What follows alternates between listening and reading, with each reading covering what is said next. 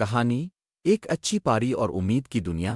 ایک زمانے میں ایک خوبصورت جنگل تھا جسے امید کی دنیا کہا جاتا تھا۔ ہمارے جنگل میں ہر قسم کے رنگ برنگے پھول کھلتے تھے، ندیاں بہتی تھیں اور ہر وقت محبت اور خوشی کا ماحول رہتا تھا۔ جنگل کے تمام پرندوں کی اپنی الگ دنیا تھی جس میں وہ سب اکٹھے رہتے تھے۔ اس جنگل میں ایک خوبصورت پرندہ رہتا تھا جس کا نام نور تھا۔ ہر کوئی نور کو اچھی پری کہتا تھا کیونکہ وہ ہمیشہ دوسروں کی مدد کرتی تھی اور ان کا خیال رکھتی تھی۔ نور کے پاس ایک جادوئی پھول تھا جو تب ہی چمکتا ہے جب کوئی اسے سچے دل سے استعمال کرے۔ ایک دن جنگل میں میتھی نامی پرندہ رونے لگا۔ نور نے اسے دیکھا اور فوراً اس کی طرف آئی۔ کیا بات ہے میتھی، تم اتنے غصے میں کیوں ہو؟ نور نے پیار سے پوچھا۔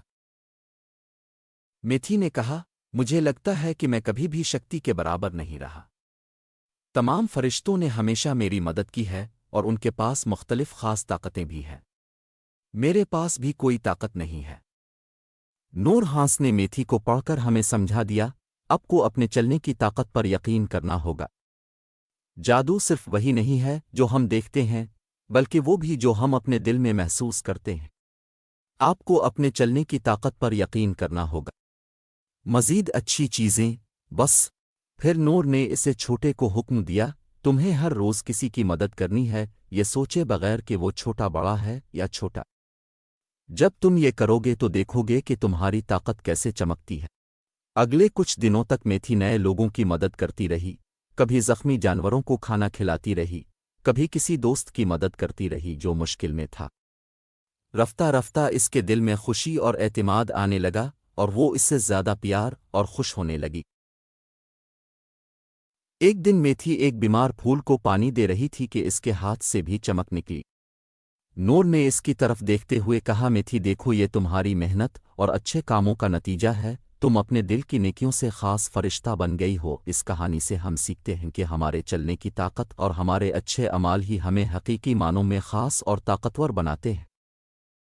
ایک دفعہ کا ذکر ہے کہ امید کی دنیا میں ایک نیا دن تھا اور فرشتے اپنے کام میں مصروف تھے۔ اس جنگل میں ایک پری رہتی تھی جس کا نام صابریہ تھا، جو اپنے سکون اور صبر کی وجہ سے مشہور تھی۔ حالات کتنے ہی مشکل کیوں نہ ہوں، صابریہ نے کبھی فکر نہیں کی اور ہمیشہ سکون سے بات کی۔ ایک دن جنگل میں اچانک ایک بڑا طوفان آیا۔ درخت، پھول اور پرندوں کے گھر سب ہلنے لگے اور ہر طرف افراتفری مچ گئی۔ تمام پرندے بھاگ رہے تھے اور وہ اتنے پریشان تھے کہ انہیں کچھ سمجھ نہیں آ رہا تھا کہ کیا کریں۔ سب کو لگا کہ اب ان کا پیارا جن صابریہ نے دیکھا کہ اس کے دوست اور دوسرے رشتہ دار کس طرح پریشان ہیں۔ اس نے فوراً ان کا خیال رکھا اور کہا، دوستو، ہم انسانوں کو سکون سے سوچنے کی ضرورت ہے۔ اگر ہم نے صبر اور برداشت کھو دیا تو مشکل ہو جائے گی۔ ہم طوفان کا مقابلہ سکون اور حوصلے سے کرتے ہیں۔ صابریہ کی بات سن کر کچھ فرشتوں کو تسلی ہوئی اور وہ ایک لائن میں کھڑے ہو گئے اور اپنے گھر اور جنگل کو سنبھالنے کی تیاری کرنے لگے۔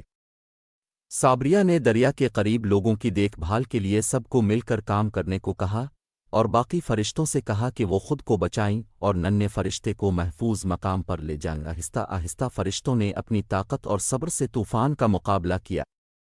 تھوڑی دیر بعد طوفان شروع ہوا اور تمام پرندوں نے سکون کا سانس لیا۔ صابریہ کے صبر اور توازن نے جنگل کو بچا لیا۔